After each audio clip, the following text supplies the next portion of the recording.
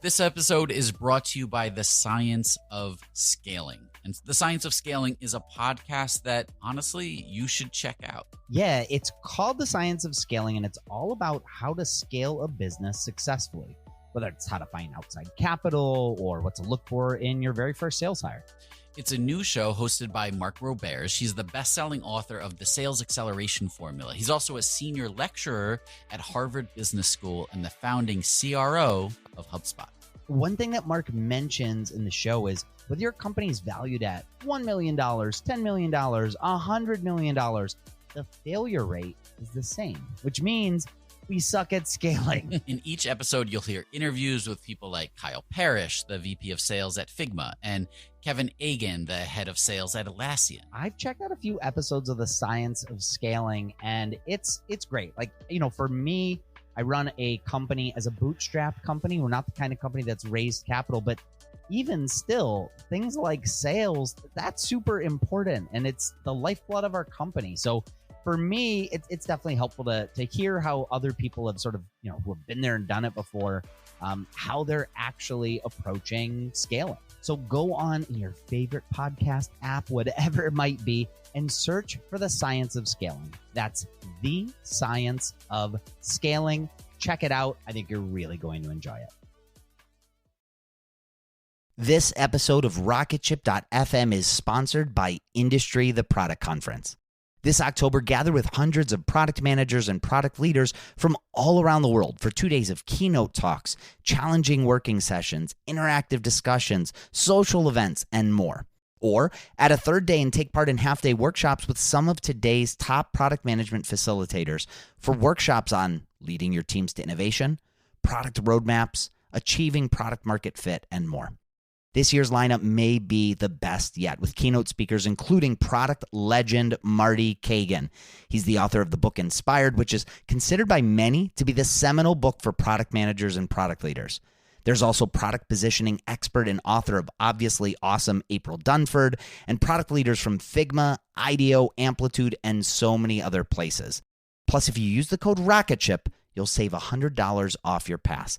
Visit industryconference.com/global for more details. Again, industryconference/global for more information, but pricing increases on the first of the month, so register soon to save.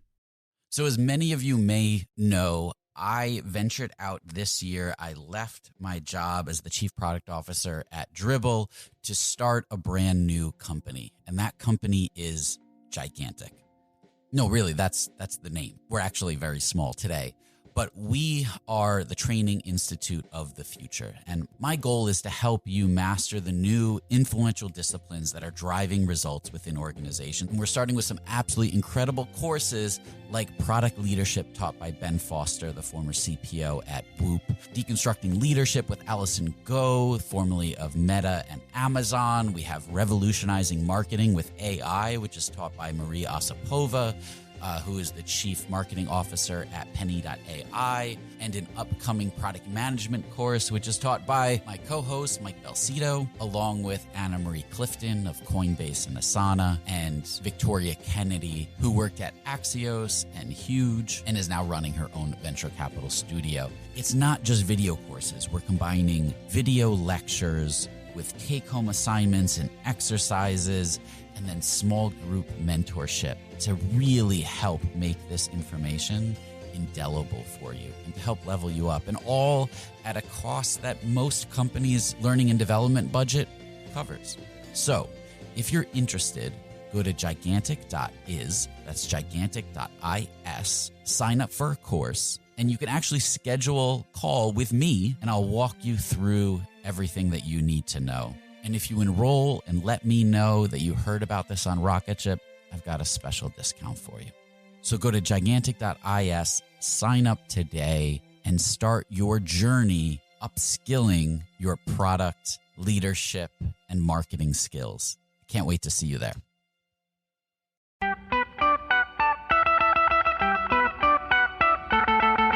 Welcome to the Rocketship podcast. I'm Michael Sacca. I'm Joelle Steiniger. And I'm Matt Goldman. And we're having 20-minute talks with entrepreneurs teaching you how to launch your product into revenue. Check out our book at howtobuildarocketship.com to reserve your launch discount and to download a free chapter. This week, we talked to Steve Young about leaving his cushy job in the Bay Area to build his own revenue streams through iOS applications and podcast sponsors. Find out how he booked his first sponsor before hitting viability. Welcome to the Rocketship podcast. We're here with Steve Young, the host of Mobile App Chat. He's also an iOS developer coming out with a new app, Oh Snap, in the near future. So, Steve, tell us a little bit about what it was like when you were starting out. Yeah, so I started the podcast back in May of last year, 2013, and I was still at a full-time job. And it wasn't until maybe like 6 months after starting the podcast where there was a good amount of listeners and everything else that I started thinking about an end date at the full-time job. And so I said, okay, December 31st, it seems like a nice round number. I'll leave then. I ended up leaving a little bit after January, but I put an end date in mind and I said, okay, that's where I'm committing to. So I think it helps to have an end date and say that's when I'm leaving. But you know, Michael, like even when I had the end date, this was back in like August, I was like, all right, I have an end date. And it was like late August.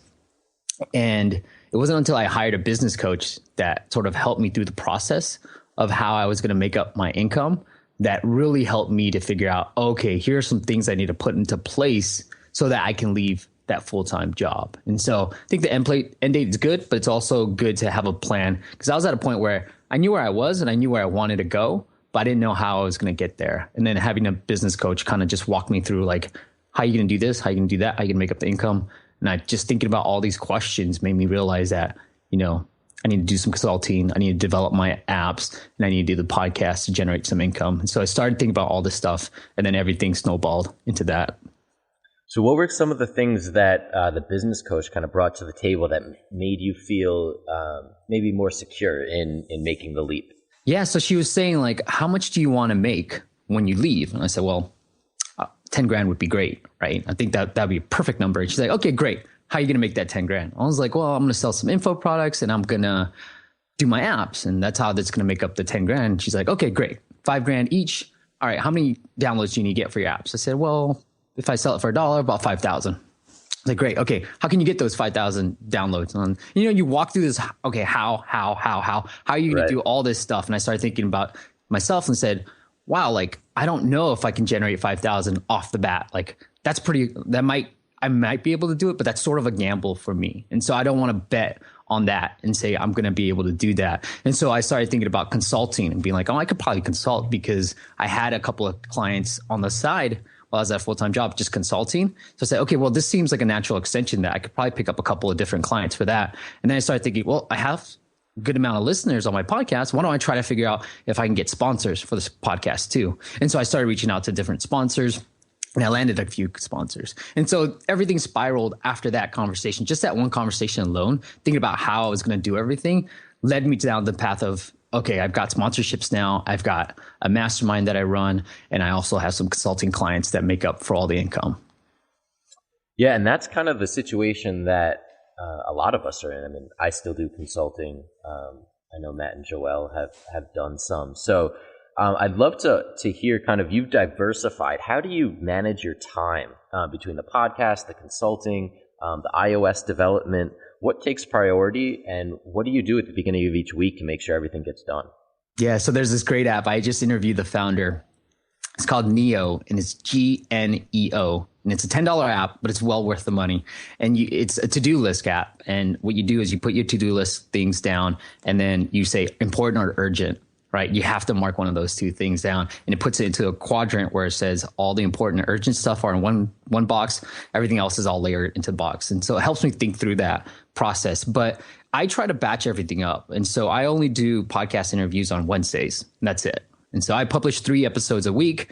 Obviously that's a lot. And so I need to batch everything up. And what I've been good at now is I'll record everything on Wednesdays and then I have a couple of people under me that will help me with the show notes and then put together the blog posts for the podcast as well. And so I batch up all the edits and everything else, the intros, the outros, all on like probably usually around a Friday or Saturday night.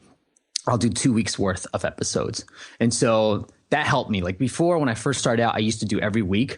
I plan out the whole week and I would have to do every week. And that just sucked, right? Like every Sunday night I'd be doing it and I'm like, oh, this sucks. And so I try to batch up 2 weeks now. And I like to get to a point where I do like 3 to 4 weeks so that for a month, like a whole month, I don't have to worry about ever touching the podcast. It's just on autopilot. But right now, 2 weeks seems like a good amount of time. That's great because you're releasing something every single week. Well, for you're releasing 3 a week. So you're always out there in front of people. Right. But you're not necessarily doing all that work at that time, which I think is key. I mean, we've seen it with content marketing. You can write, you don't have to release it as soon as you finish it. Right.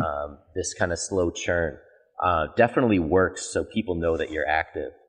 What other how do you manage the consulting? Because sometimes with consulting, that last minute change comes up. Have you had that happen? How do you deal with it?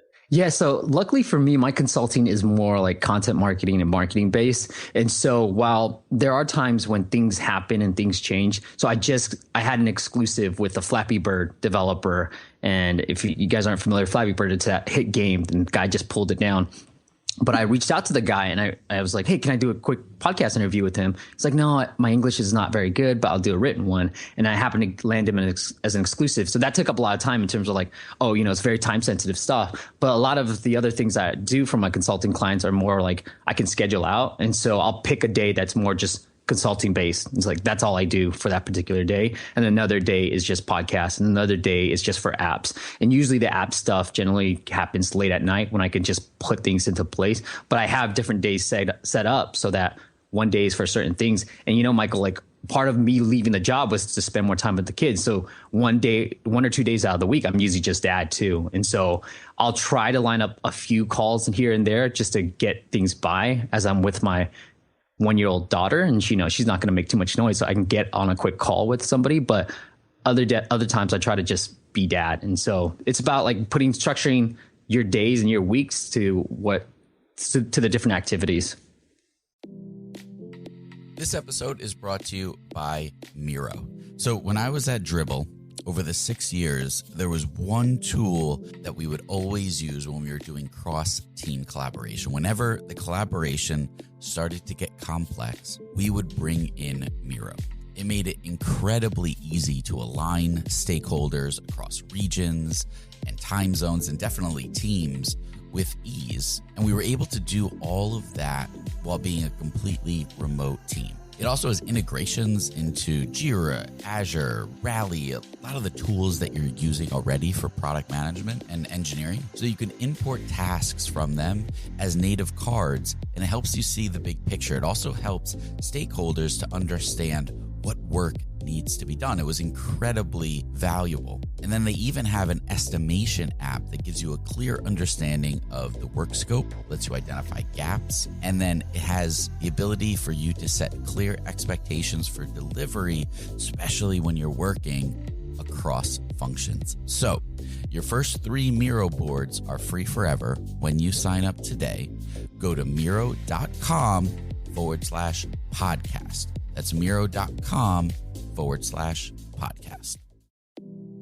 This episode is supported by the AWS Insiders podcast.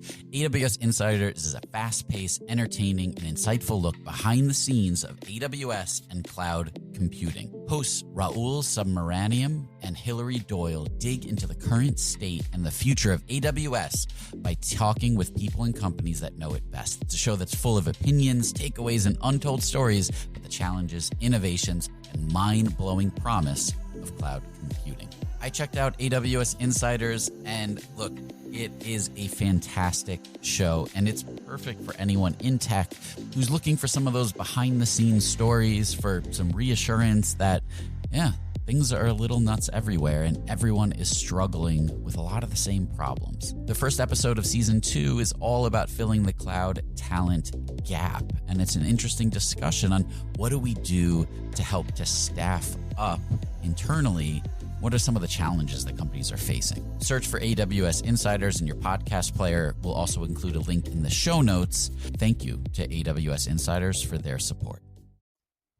So what does your breakdown kind of look like across everything? How much of your time is going into the podcast versus consulting versus the apps you're working on versus your family.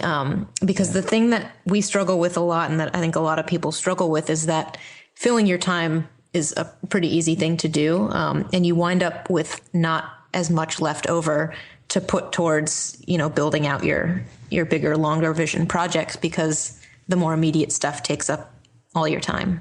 Yeah, that's a great question. I think it's about, I still struggle with this too, because a lot of times I want to work on a few things and, is it like long-term future, like where I wanted to go? And so I think it's about really, it's a hard thing to do. So what I do from a family perspective is we have a day out of the week with my wife and I. We just say it's family day. Like we can't work because we're usually working on the weekends because one of us isn't working during the weekdays. And so one of us picks it up on the weekends. And so one day out of the weekend, we usually say that's just family day. Like we can't plan any work activities, anything else besides just family stuff. And then, it's also around that dinner time. 6 to 8, we try to turn everything off in terms of the work stuff. And so usually we'll be up like 9 after the kids are in bed and doing some work. And so it's figuring out the day, and everybody's gonna be different, but I think it's important. Like I could probably pick up a few more consulting clients if I wanted, but I had to say no because I knew that would take up some of the time that I needed for my apps and for my other long-term businesses than, the quick buck here and there just to pick up a few consulting clients. So it's saying no to the right things and saying yes to the things that you want to be doing, 6 months from now, 5 months from now, things like that. So long term, what is your plan with the business? I think it's about, it's both. And so I'm a type of guy who I like different revenue streams. I don't want just one being reliant on it. Like I've seen different app developers make it be successful, being independent, not raising any money. But at the same time, I don't want to be completely reliant on the Apple store, on the App Store. And so it's podcasts, and through the podcasts, there's different things that are coming out of it. I'm building a membership site. I have a mastermind that's about 20 people right now, and then sponsorships, and then also with apps. And so I think long-term, that's where I see myself still building the apps and still focused on the app space, but then growing out the podcast a little bit more. As the podcast grows, I'm able to charge more for the sponsors. As the podcast grows, I'll have more people with a membership site. As the podcast grows, I'll be able to better monetize my apps because I'm learning from different people as well. So I think it's all essentially focused on the podcast, but then there's different things that can come out of the podcast as well. I'd love to hear a little bit more about how long you were doing the podcast before you started monetizing it. Yeah. I think it was about 6 months. So downloads wise, I was probably about 8,000 a month. And that's not a lot. Like it really isn't. And so, I've heard different people around that mark, and I talked to a lot of different podcasters. So it was around that mark, 6 months down the road. And it wasn't until I didn't start thinking about sponsorships until I said, oh, I'm leaving my full-time job. I better make up some money. And so I reached out to a couple of different companies. I reached out to 99 Designs just because I happen to know them. And I said, hey, here's what I'm doing. It's about 8 to 10,000. I could probably grow it to 10,000 if I'm able to monetize and spend a little more money on advertising.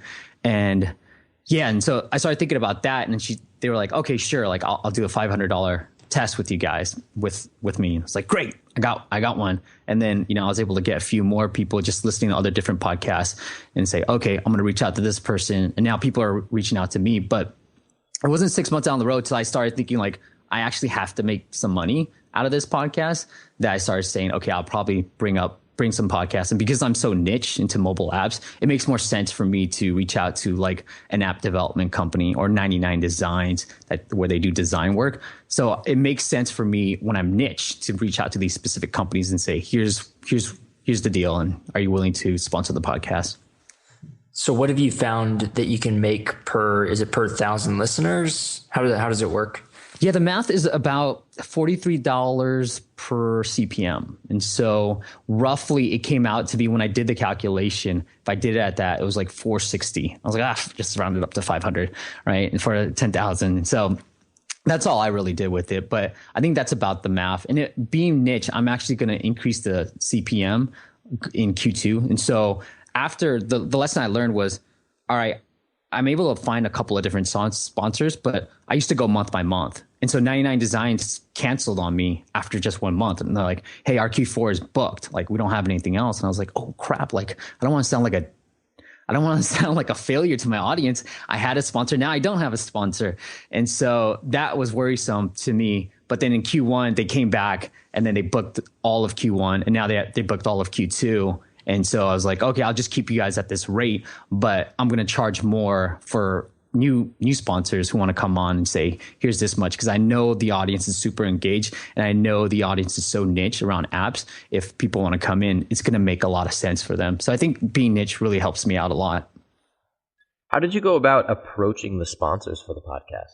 So I think if you're just starting out and you're not sure about doing it, I would say, how do I make this a win for you? So I try to always make it a win for them as well, and that it makes sense for the audience. So it needs to be a win-win-win. Win for me, win for the audience, and win for the sponsor. And so the easiest way would be like, hey, I heard you guys on a different podcast. Would love to see, because it makes sense for my audience, would love to see if this makes sense for you. And then say like, if it doesn't, I'll give you your money back. Like I'll just give it back to you. But I think it would work. And so let's do a test run. And so, they can't say no to that. And that's what I did with 99 Designs. I was like, hey, can you guys book a quarter for Q1? And like, look, Steve, we're not sure yet. This might not work. Let's just keep month by month. I said, forget it. I don't feel like looking for another sponsor. I don't feel like spending that time and energy. Why don't I just run the ads? And if it doesn't make sense from you guys, if you're not seeing any type of sales, you don't have to pay me. And luckily in January, they saw a huge spike in sales and they're like, hey, we love you. Let's go Q2. And so they booked the whole Q1 and Q2. And so that's one easy way of just saying like, hey, let's do a quick test and I'll give you your money back if it doesn't work out. That's great. So one of the things that we talk a lot about is reaching out to your peers and talking to your heroes. You're talking to 3 people a week. Mm-hmm. I would love to hear how that has influenced some of how you approach, say, marketing or app development. What have you been able to learn from those people? Oh man, Michael, I mean, everything, talking to you, and everybody else, like my heroes, just people like Andrew Warner is a big influence on me. And I got to interview him. I got to have drinks with him. I got to play poker with him. Like all these things that have happened was because I started this podcast, right? And I think anyone who's thinking about either, writing a blog or starting a Dribbble account to kind of show their work or writing on Medium or starting a podcast, I would say go do it because it's the most awesome thing that I've ever done. And you don't have to be an expert in anything. Like my apps were generating just a few $100s a month when I started the podcast. I was like, I'm not an expert, but hey, I'm going to learn from these people. I'm going to ask the right questions because I'm going through this. Let me see if I can learn a lot from them.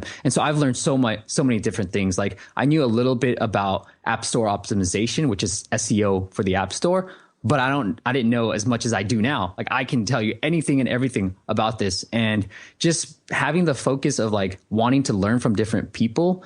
I mean, I think your listeners will be really engaged and also you'll learn a lot from it. So I've got to meet a ton of great people and my network has just grown so much ever since starting the podcast. And the fact that I don't just do a weekly show. I know you guys do a weekly show, but if you're trying to just build your platform through the podcast, I was just trying to do 2 times a week.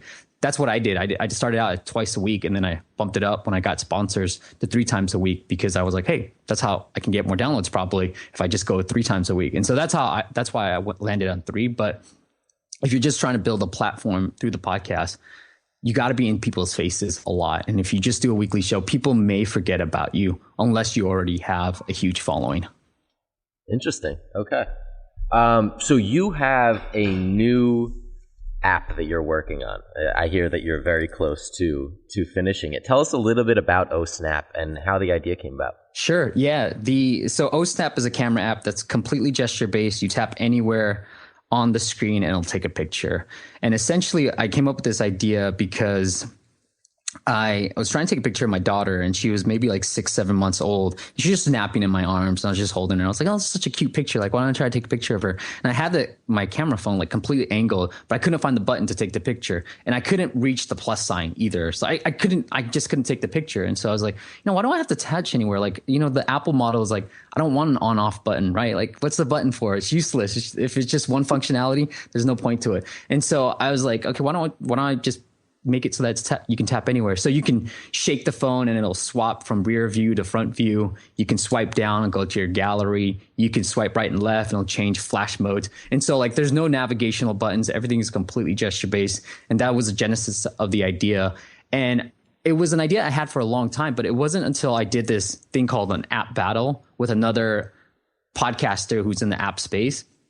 Say, hey, we're going to do an app battle. Like we'll both build an app and we'll see which one does better in terms of money and downloads, that I started finally building it. And so it was because of this challenge that I started building this app. And now it's like, finally it's almost done and I'm about to release it. But I've learned a ton through the podcast of how I should build certain features, when I should start marketing, things like that. And I'm putting it all into place. And I'm kind of nervous, Michael, to be honest, because it's the first real app I'm launching since the podcast. And now I have an audience. I feel nervous because the listener's like, are you nervous about launching this app? And I'm like, no, not really. He's like, well, it's your first app since you launched this podcast. Don't you have to make it really great? I'm like, oh yeah, you know what? You're probably right. And so I feel a little nervous to make sure that it is actually a successful app.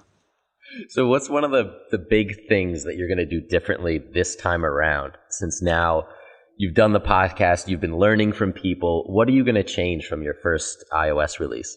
Market early. So when I first thought of the idea, I posted an ad on Craigslist, and I was just like, hey, I'm looking for a beta tester. Here's the camera app. And I asked like 3 different questions. Like, do you take selfies? Okay. What's your favorite camera app? And something else. And somebody actually responded, and I got on a Google Hangout with her, and I was asking her, like, here's my idea. Like, do you think this is a good idea or not? And she's like, yeah, you know what? I do take selfies. And what I do is I flip my camera phone to the rear facing view so that, because, like, it's a better resolution. I was like, oh, okay. I always thought selfies you just take with the front facing, but no, I mean, I guess people take it with the rear facing. She's like, I just keep snapping and I just find the best one and I share it into Instagram. And so I also this was a younger lady too, which made me feel funny because I'm 33, but I also talked to an older lady who's more of a mom and, probably in her 40s. I was like, hey, I have this idea. What do you think? And she's like, okay, yeah, it's something here. So she wasn't as happy about it. And I was still solving my needs. So I felt like, okay, I should still move forward. And then I also did a lot of pre-marketing. So I've been talking about it on the podcast. And I also use this service called Pre-Apps. It's just preapps.com. And you can put your app idea out there and people can become very interested or become beta testers too. And so I'm starting the marketing very, very early on and starting to talk to real people early on too. And so next week, it's all about getting some beta testers out there to get their thoughts on this whole app idea and what they might change. Do you know what you're going to charge for it? Yeah, you know what, Matt? I think I'm going to charge probably $199 for it. And that just gives me the flexibility to launch at $99 or go free a couple of days. And so I think I've talked to enough indie developers that I'm not raising any money off of this. And so I think I've talked to enough people where we have to charge just to be an indie developer. And so charging at a higher price point gives me some flexibility to go down some weeks and go free certain others. And so $199, but I'll probably launch at $99. So when you say you're marketing early, yeah. Can you just give us a little insight into what early is? It 6 months? Is it 2 weeks? What does early look like for you in terms of your launch date? I think so. From the podcast, what I've learned is probably about a month, 4 to 6 weeks is when you start marketing it. And so I want to get it to a state where I can reach out to the press and say, here's what I'm working on. Would you guys like early access to the app? And I feel like it's at that state right now. And so next week is all about finding the relevant bloggers out there to see if they'd be interested in some early feedback or get early access to this app. So I would say 4 to 6 weeks is when you should do it. And the mistake that I've learned through the podcast also is that people tend to like submit the app and, they have a week usually for the Apple and they say, okay, now I'm going to start reaching out to people. And so that's not what I'm doing, right? Like when it becomes code complete, I'm going to keep it there, probably wait a couple of 2 to 4 weeks to kind of make sure that people are interested and people may want to write it early on too, or people want to cover this app. Very cool. Very cool. I mean, it's so hard to do, but it's awesome advice. Yeah. You just gotta hold back. And so I'm taking it really slow. Like usually I would just be like, let's push, launch. And now I'm like, okay, let's take it slow. Let's make sure things are right. Let's make sure things are in place before you actually launch. Well, thank you so much, Steve, for coming on here and sharing your insight. Tell us, where can we keep up with you? Yeah, just go to mobileappchat.com. You'll find all the information you need there. If you want to reach out to me, you can find my email address on there as well. Awesome. And go subscribe to Mobile App Chat. It's a great podcast. It covers even beyond just app. You'll get marketing tips. It's fantastic. So thanks, Michael. Thank you. Thank you very much. And we'll see you on the web. Cool. Thanks, Steve. Thanks for listening to another episode of the Rocketship podcast. If you haven't yet, pop open iTunes and subscribe to be notified of future episodes. We have some really great ones lined up. And while you're there, leave us a review. We really appreciate each and every one of them. I lock behind bars. Beef ain't the summer jam for Hot 97. Beef is the cocaine and AIDS epidemic. Beef don't come with a radio edit. Beef is when the judge is calling you defendant.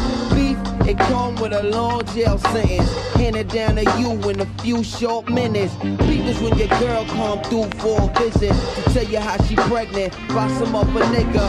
Beef is high blood pressure and bad credit. Need a loan for your home, but you're too broke to get it. And all your little kids is doing is getting bigger. You trying not to raise them around these wild niggas.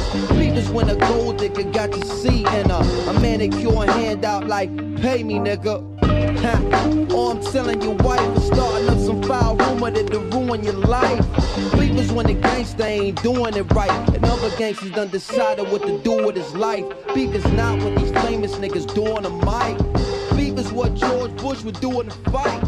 Beef is Miss Wallace still don't know who shot Biggie. And beef is Well Done Herb not being here with me when a soldier ends his life with his own gun. Beef is trying to figure out what to tell his son.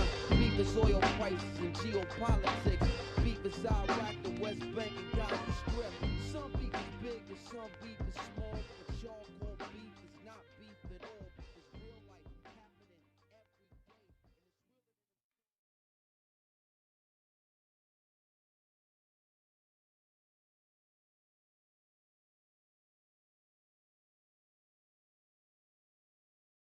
day.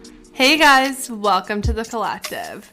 I'm Brianne Helfrich, a 26-year-old bioethics PhD student and clothing brand CEO.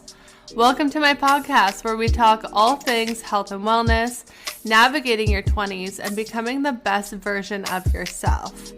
So, sit down, play that episode, and join the collective. Hey, this is Mary Beth Lassiter. Are you craving a new podcast? I've got a recommendation. Check out Gravy, the James Beard Award-winning podcast that shares stories of the changing American South, brought to you through the foods we eat. It's produced by the Southern Foodways Alliance and distributed by APT Podcast Studios. Listen to Gravy on your porch during happy hour to hear about the mystery of the missing Pappy Van Winkle bourbon. Don't miss out. Follow Gravy wherever you get your podcasts.